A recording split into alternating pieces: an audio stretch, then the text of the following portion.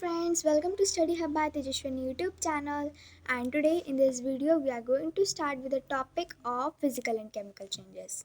So that means here we are going to start with class 8th, but that I am going to show you is just the short notes or revision notes of chemical and physical and chemical change. So let's see. So irreversible change is the one in which a substance that is undergoing the change can be recovered in its original form. अब ये reversible change कौन सा change होता है?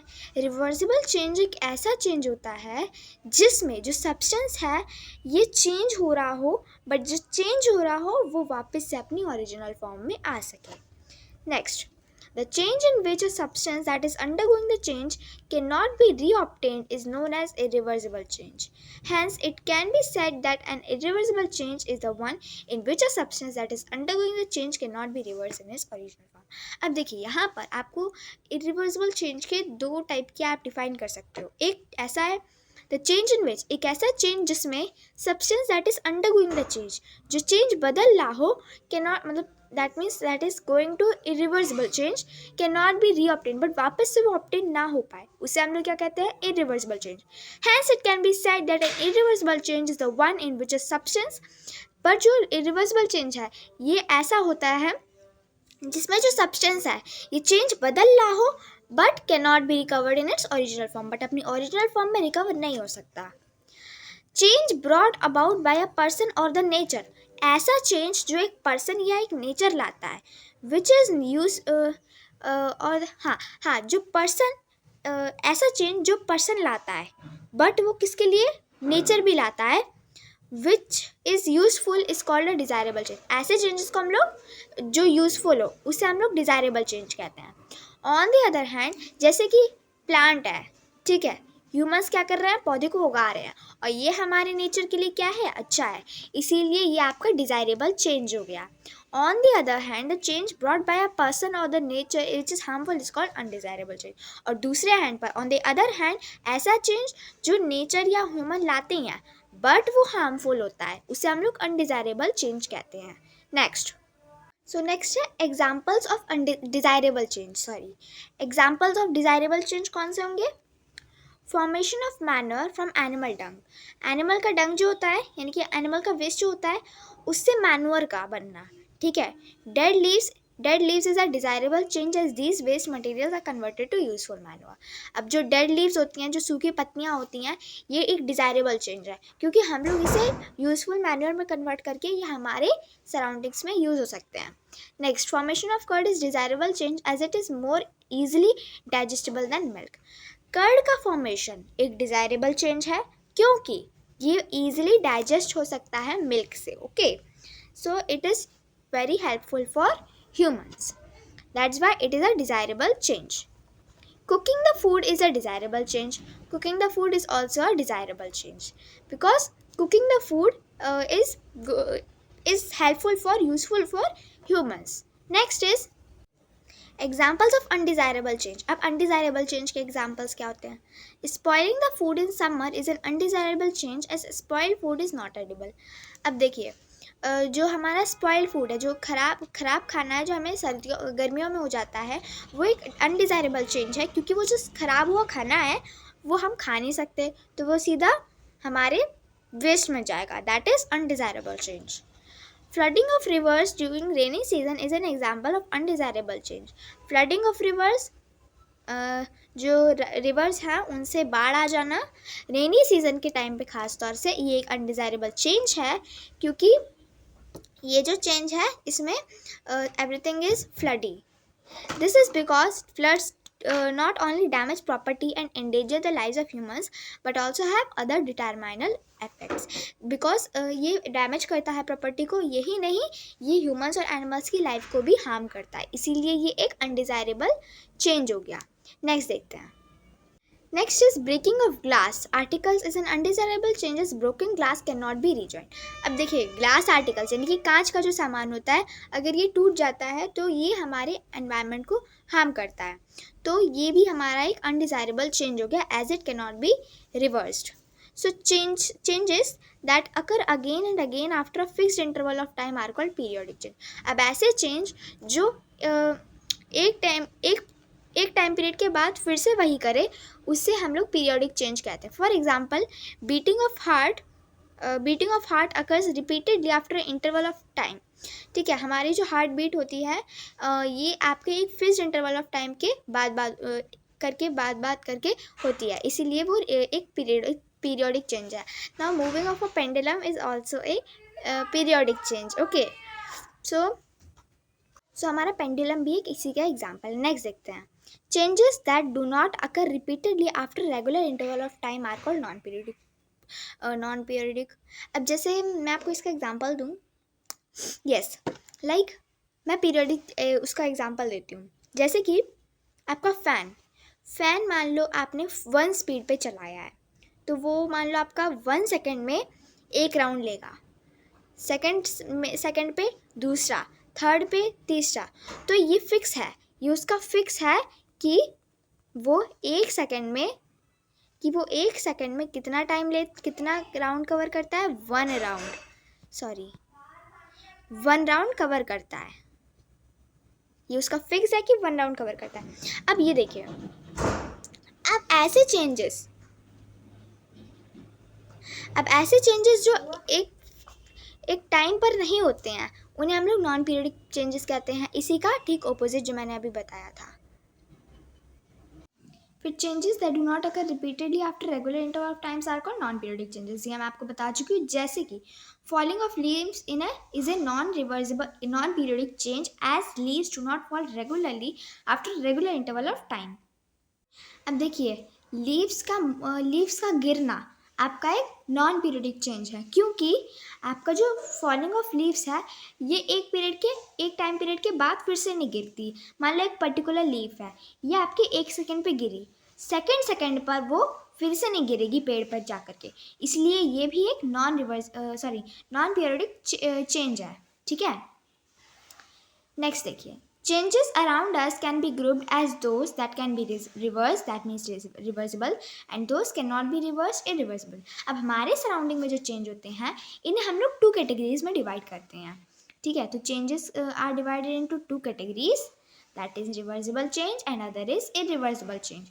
यहाँ पर आपको इसमें ही बता दिया गया है इनके मतलब क्या होता है. Reversible change that can be reversed and irreversible change that can not be reversed. Example of some changes that can be reversed, that means reversible changes के एग्जाम्पल्स नीचे लिखे हैं. यहाँ पे क्या लिखा है. Rolling out a roti from a bowl of dough यानी कि आटा, रोटी यानी कि जो रोटी हम खाते हैं. अब जैसे मैंने एक रोटी ली, उसको मैंने रोल कर दिया, आफ्टर दैट मुझे उसका शेप नहीं पसंद आया, इट इज़ इरेगुलर, तो मैं क्या कर सकती हूँ, उसे वापस से मोड़ करके उसके फिर से एक बार रोटी बना सकती हूँ, रोल कर सकती हूँ. स्ट्रेचिंग ऑफ रबर बैंड, मैंने रबर बैंड ली, उसको मैंने स्ट्रेच किया, मैंने उसे छोड़ दिया, ये वापस से अपने रेगुलर साइज में आ गई. आइस कैंडी पिघलती है, बट जब मैं उसे फ्रीज कर दूँ वापस से वो वैसी बन जाएगी. एक पेपर को अगर मैं फोल्ड कर दूँ, वापस से मैं खोल लूँ, तो वैसी मिल जाएगी हमें. Dissolving of sugar in water. हाँ, अब ये देखिए, जब हम एक ग्लास लेते हैं, उसमें पानी डालते हैं, उसमें शुगर डालते हैं, देन उसे अच्छे से मिक्स कर देते हैं. Now it is disappeared. Now how can be separated? That is because of evaporation. That is because of evaporation. When the water changes into water vapor,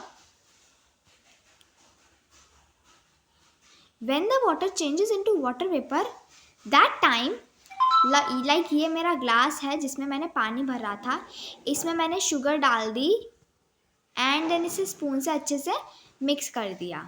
ठीक है, ये मैंने अच्छे से मिक्स कर दिया. अब वो सारी जो शुगर हो गई ना, वो इसमें डिज़ोल्व हो गई. अब मैं चाहती हूँ इसे मुझे को वापस से करना है, तो मैं क्या कर दूँगी, सबसे पहले इसको मैं धूप में रख दूँगी. तो आपका जो वाटर होगा ना, ये वाटर आपका वाटर वेपर में बदल जाएगा and the left over sugar will be we can find down. Okay, नीचे सेटल हो जाएगी. Example of some changes that can not be reverse. अब ऐसे एग्जाम्पल्स जो रिवर्स नहीं हो सकते, दैट मीन्स ऐसे एग्जाम्पल्स जो इरिवर्सिबल है। Like souring of milk, milk जब खट्टा हो जाता है, लाइक मैंने दूध लिया, उसमें मैंने नींबू डाला, आफ्टर दैट उसके सॉलिड पार्टिकल्स और लिक्विड पार्टिकल्स सारे सेपरेट हो गए। क्या मैं इसको वापस से मिक्स करके कर सकती हूँ? मतलब क्या मैं इसको वापस से पहले जैसा कर सकती हूँ? नहीं। कुकिंग ऑफ फूड, मैंने सब्जी को पका दिया, अब मैं वापस उसे कच्चा कर सकती हूँ? नहीं। फ्रूट का खट्टा होना, खट्टा हो गया, ठीक है, फिर मैं इसको पका दूंगी एंड देन अगेन क्या वो खट्टा हो सकता है? Swaying of a piece of wood, मैंने एक लकड़ी ली, उसको काट दिया, क्या मैं उसको वापस से जोड़ सकती हूँ? नहीं। कटिंग ऑफ पेपर भी नहीं। Burning of paper and conversion of cow into biogas, ठीक है, काऊ का जो वेस्ट होता है उसको मैं बायोगैस में कन्वर्ट कर दूंगी, तो क्या वो उस बायोगैस गैस को मैं वापस से काऊ के डंग में बदल सकती हूँ? नहीं। नेक्स्ट देखिए,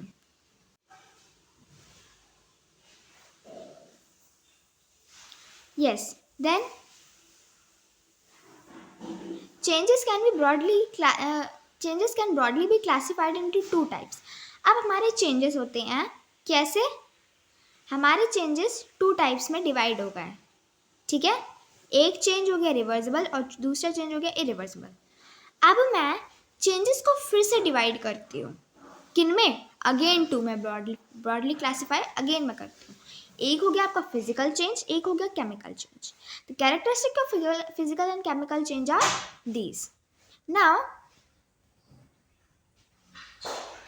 that's all। सो मैं इसको एक शॉर्ट डेफिनेशन आपको बता दूं फिजिकल और केमिकल चेंज की।